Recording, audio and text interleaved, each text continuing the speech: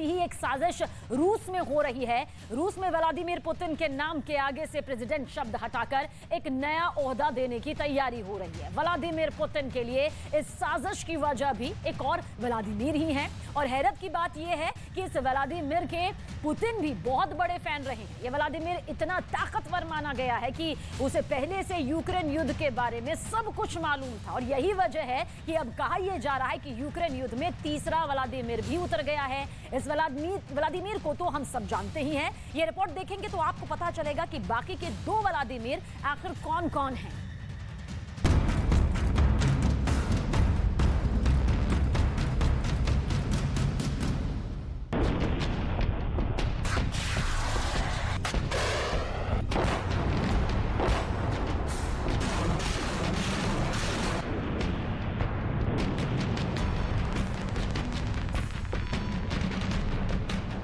युद्ध, तबाही, अकड़, बेचैनी और धमकी। 5 महीनों में हजारों मौत और उनके बीच लड़खड़ाता हुआ लेकिन उभरता हुआ ऐसा नेतृत्व जिसके फैसलों ने इस सदी के सबसे खतरनाक युद्ध की स्क्रिप्ट लिख दी। ज़ेलेंस्की और पुतिन के साथ ऐसा कौन? व्लादिमीर कहें या वोलोदिमीर हैं, जो यूक्रेन का मास्टरमाइंड कहा जा सकता है। या जिसे यूक्रेन के युद्ध के बारे में कई महीनों पहले पता चल चुका था।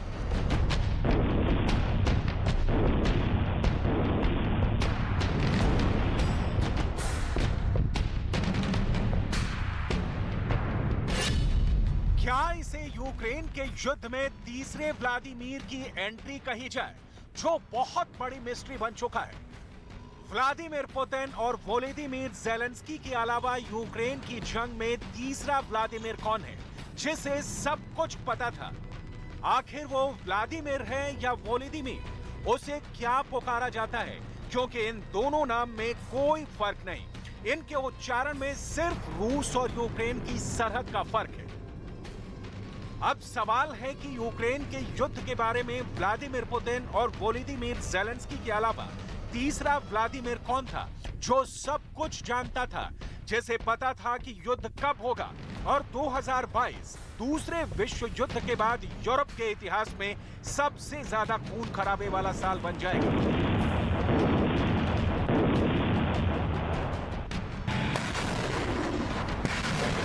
ये सब जानने से पहले समझिए कि जब यूक्रेन में रूस की फौज 5 महीनों से लड़ रही थी, तब पुतिन के पद को लेकर रूस में क्या बड़ा फैसला लेने के लिए दबाव बनना शुरू हो गया है।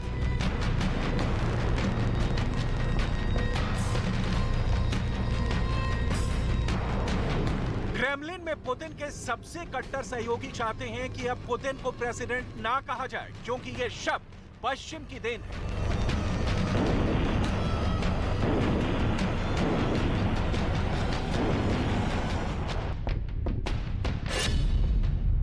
ऐसे में वो चाहते हैं कि अब पुतिन को व्लाद कहा जाए। व्लाद यानी शासक, या फिर उनके पद को प्रावितेल बोला जाए। इसका मतलब भी शासक होता है। रूस में लिबरल डेमोक्रेटिक पार्टी चाहती है कि राष्ट्रपति पद का नाम अब व्लाद या प्रावितेल में तब्दील कर दिया जाए। अगर ऐसा हुआ तो इसे पुतिन का रूस के सुप्रीम लीडर बनने की राह में बड़ा कदम कहा जाएगा।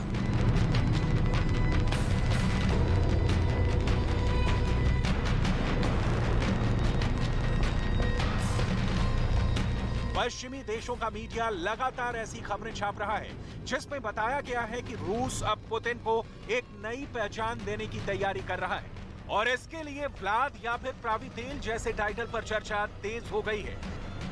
देखा जाए तो यूक्रेन में नेटो और अमेरिका से अदृश्य जंग के बीच रूस में पश्चिम के खिलाफ एक नई मुहिम शुरू हो चुकी है। रूस की पॉलिटिक्स में अब पश्चिमी नाम, पश्चिमी ब्रांड और पश्चिमी उत्पादों के खिलाफ एक पब्लिक मूड सेट किया जा रहा है और इसके बीचों बीच व्लादिमीर पुतिन के और मजबूत होने के सिग्नल मिलने लगे हैं।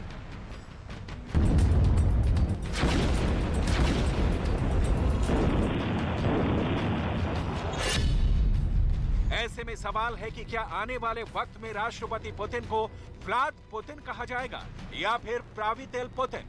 इन दोनों ही पदों का मतलब है सुप्रीम लीडर।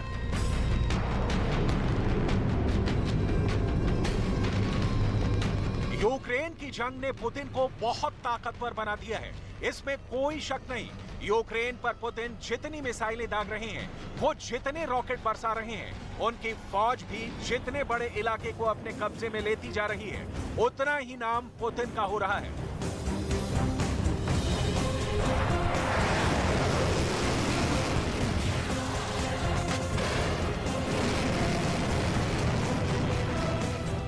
जनवरी 2020 में रूस के सरकारी अखबार में एक रिपोर्ट छपी थी, जिसमें बताया गया था कि पुतिन को अब सुप्रीम लीडर का दर्जा दिए जाने की तैयारी हो रही है और इसके लिए संविधान में बदलाव किया जाएगा।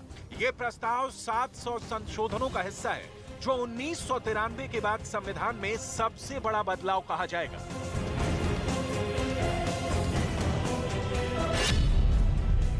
लेकिन इसके पीछे पुतिन नहीं, बल्कि एक तीसरा व्लादिमीर है, जिसे मास्टरमाइंड कहा जा रहा है।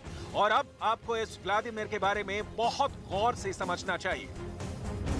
यूक्रेन की तबाही में, यूक्रेन पर हो रहे हर हमले में, यूक्रेन को लेकर हो रहे हर बड़े फैसले में ये तीसरा व्लादिमीर वो शख्स है जिसकी साजिश के आगे व्लादिमीर पुतिन और वोलोदिमीर ज़ेलेंस्की भी कम आंके जाएंगे।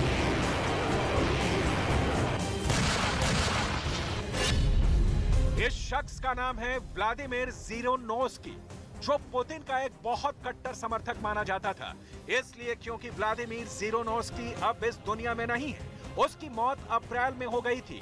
व्लादिमीर ज़िरोनोस्की रूस की लिबरल डेमोक्रेटिक पार्टी का प्रमुख भी था। व्लादिमीर ज़िरोनोस्की के बारे में आगे जानने से पहले देखिए कि वो कौन है। ये जानिए कि इस व्लादिमीर का नाम आखिर चर्चा में क्यों आया। दिसंबर 2021 में व्लादिमीर ज़िरोनोस्की ने कहा था, 22 फरवरी को सुबह 4 बजे दुनिया हमारी नई नीति को महसूस करेगी। मैं चाहता हूं कि 2022 एक शांतिमय वर्ष रहे, लेकिन 2022 सुकून भरा साल नहीं रहेगा। इसी वर्ष रूस फिर से महान देश बनेगा और सबको खामोश रहकर हमारे देश की इज्जत करनी पड़ेगी।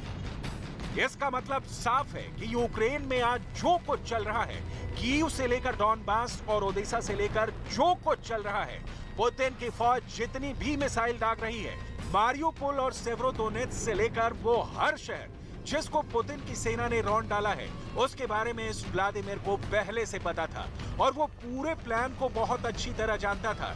पुतिन के इस शख्स के साथ करीबी इतनी ज्यादा थी कि जब व्लादिमीर ज़िरोनोस्की की इसी वर्ष अप्रैल में मौत हुई थी, तब पुतिन भी उसके अंतिम संस्कार में शामिल हुए थे। व्लादिमीर ज़िरोनोस्की को पश्चिमी देशों के खिलाफ एक बड़ी आवाज या कहें कि रूस में प्रोपेगेंडा करने वाला लीडर माना जाता था। पुतिन के दोबारा राष्ट्रपति बनने के बाद व्लादिमीर ज़िरोनोस्की ने कहा था कि अब रूस में चुनाव नहीं होंगे, ये सब बेकार के चोचले हैं। पुतिन शी जिनपिंग की तरह रूस पर शासन करेंगे और उनको रूस चीन के माओ ज़ेडोंग की तरह विदा करेगा।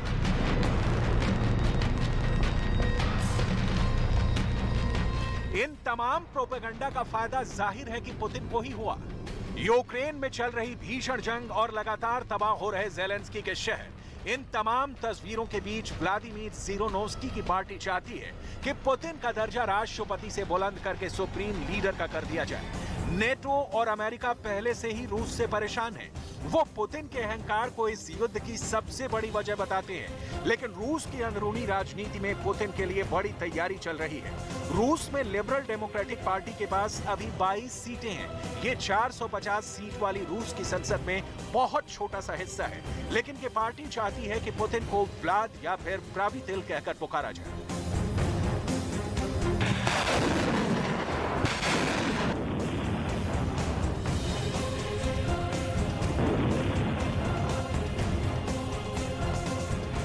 अब ऐसे में पुतिन का अगला प्लान क्या है? क्या पुतिन का युद्ध व्लादिमीर ज़िरोनोस्की के मन मुताबिक बढ़ेगा? क्या पूरे यूक्रेन पर कब्जा होगा? और क्या युद्ध यूक्रेन से आगे बढ़कर नेटो की सरहद में भी घुसपैठ करेगा? यूक्रेन युद्ध को लेकर साजिश बहुत सी सामने आई है, लेकिन पुख्ता वही बात की जाएगी जो इस वक्त दुनिया के सामने है। ज़ेलेंस्की को लग रहा है कि जो इंफॉर्मेशन वॉर उन्होंने शुरुआत में रूस के खिलाफ जीतनी शुरू की थी, अब उसी में वो पिछड़ते जा रहे हैं, क्योंकि डॉनबास में ऑपरेशन के बाद यूक्रेन अब रूस को मीडिया में उस ताकत से काउंटर नहीं कर पा रहा है जिस तरह शुरुआत में कीव पर हमले के दौरान उसने किया था। Це набуває іноді просто нездорових форм, коли соціальними мережами і сайтами поширюються свідомі вкиди з Росії, мета яких тільки одна – доповнити ракетний і артилерійський терор проти нашої держави ще й інформаційним терором. इसलिए इस बात को समझने के लिए आपको ले चलते हैं रूस के रक्षा मंत्रालय की एक सीक्रेट मीटिंग में, जहां रूस के रक्षा मंत्री सर्गेई शोइगु रशियन सेना के तमाम अफसरों को कुछ बता रहे हैं, कुछ समझा रहे हैं और आगे की लड़ाई कैसे लड़ी जाएगी इसे लेकर पुतिन की लीडरशिप से क्या डिमांड है, ये मैसेज भी क्लियर कर रहे हैं। इस मीटिंग में यूक्रेन में ऑपरेशन तेज करने को कहा गया है। डॉनबास में डोनेस्क को ऑल क्लियर करने का ऑर्डर दिया गया है। ज़ेलेंस्की के रॉकेट हमलों की तोड़ निकालने को कहा गया है। रूस की सेना ने जुलाई में डॉनबास पर हमले अचानक तेज कर दिए हैं। इसकी बड़ी वजह यह है कि लुहांस्क पर उसका करीब 100% कब्जा हो चुका है और डोनेस्क का आधा इलाका रूस के पास है, जिस पर पुतिन अब पूरी तरह कब्जा करना चाहते हैं। लेकिन इन सब रिपोर्ट्स के बीच क्या ज़ेलेंस्की खामोश है? क्या उन्होंने उम्मीद छोड़ दी है? क्या ज़ेलेंस्की अब बैकफुट पर आ गए? Україна вистояла під жорстокими ударами Росії. Нам вже вдалося звільнити частину території, яка була окупована після 24 лютого. Поступово звільнимо і інші райони нашої держави, які зараз під окупантом. ज़ेलेंस्की ऐसी बड़ी बातें लगातार कर रहे हैं, लेकिन जमीन पर तो पुतिन का ही सिक्का अब चलने लगा है। डॉनबास में रूस की जिन यूनिट्स ने लड़ाई लड़ी, पुतिन की सरकार अब उनको भी बहादुरी के अवार्ड दे रही है और साथ में ये नसीहत भी कि उनका अगला ऑपरेशन और तेजी से पूरा होना चाहिए। वैसे रूस के नए टारगेट पर हमले और तेज हो गए हैं और रूस के रक्षा मंत्रालय ने इसकी तस्वीरें भी भेजनी शुरू कर दी हैं। रूस के नीप्रो शहर के पास यूक्रेन के एक मिलिट्री अड्डे को तोचका मिसाइल से उड़ा दिया गया। ये मिसाइल कैसे अपने टारगेट पर कयामत बनकर गिरी, इसका वीडियो भी रिलीज किया गया है। रूस का दावा है कि 24 घंटे के अंदर ही यूक्रेन की 4 कमांड पोस्ट को पूरी तरह तबाह कर दिया गया है और ये सब हमले ऐसे हथियारों से किए गए जो बहुत सटीक माने जाते हैं। डोनेस्क में रूस की बमबारी में आम लोगों को भी बहुत नुकसान पहुंचा है। ये किसी भी युद्ध की सबसे बड़ी त्रासदी होती है, क्योंकि फौज से ज्यादा इसमें आम लोग मारे जाते हैं जिनका कोई हिसाब नहीं होता और उन्हें पूछने वाला भी कोई नहीं मिलता। तेतियाना ने अपने एक पड़ोसी को दम तोड़ते हुए देखा है। वो अब अपना बिखरा हुआ घर समेट रही है। Все это так неожиданно.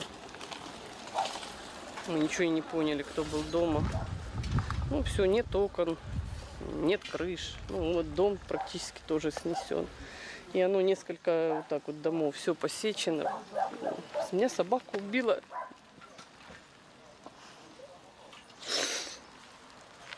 Вторую ранила. У свекрухи тоже прям в будке, ее прям на фарш.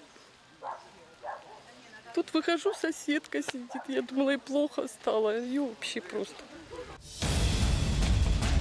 और जैसा कि कहा, फौज से ज्यादा यहाँ आम लोग इस युद्ध का शिकार बन रहे हैं। डॉनबास के डोनेस्क रीजन में सबसे ज्यादा तबाही देखने को मिल रही है। За їду теж страшно подумати, що будемо сидіти голодні. Якщо не буде світу, води, газу, то я не знаю взагалі, як ми будемо виживати. Що ждати від нашого государства, не знаю. І як кажуть, одна надіжда на Бога. Просимо, молимо Бога, щоб хоча б не відключили воду і світ, а вже остальне все, як кажуть, приложиться. Буде світ, будуть в магазинах працювати холодильники, будуть щось завозити.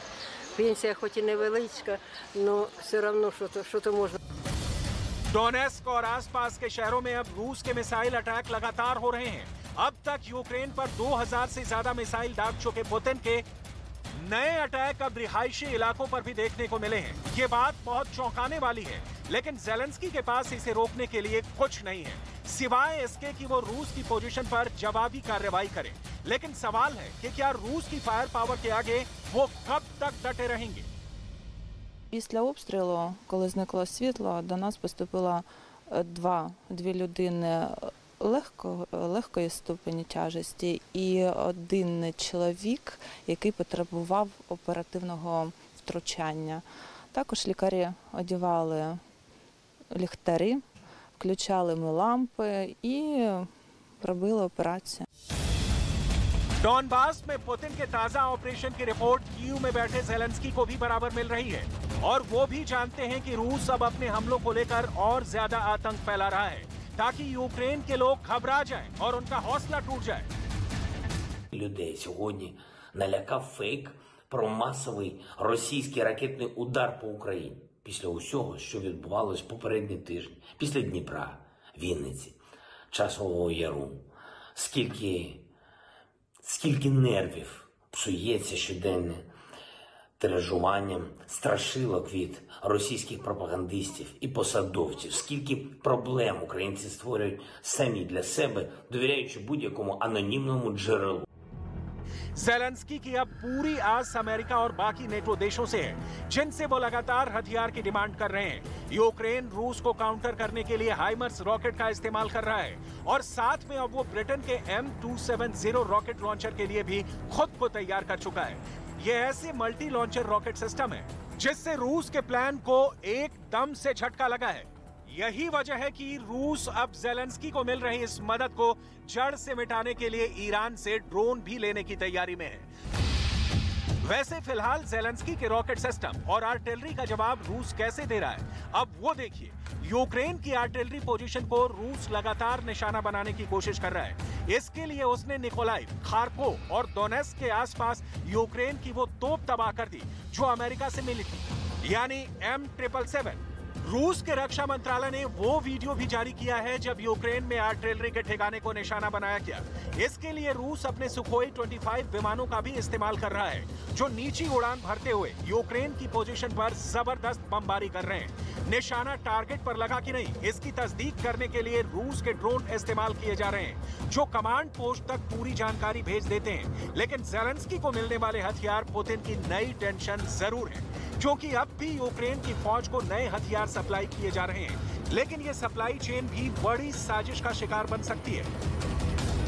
इस बात को समझने के लिए आपको ग्रीस में हुए एक हवाई हादसे की रिपोर्ट दिखाते हैं, क्योंकि इसका संबंध यूक्रेन युद्ध से पूरा हो सकता है। उत्तरी ग्रीस में यूक्रेन का एक ट्रांसपोर्ट विमान क्रैश हो गया।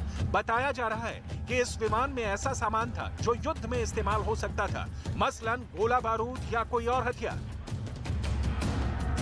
जहां ये विमान गिरा वहां 2 घंटे तक बड़े बड़े धमाके होते रहे। ये क्रैश साइट के ऊपर ड्रोन से बनाया गया वीडियो है, जिसमें ऐसे धमाके देखे जा सकते हैं। इन धमाकों और लगातार भड़क रही आग से पता चलता है कि यूक्रेन के AN-12 विमान में युद्ध से जुड़ा करीब 12 टन सामान रहा होगा।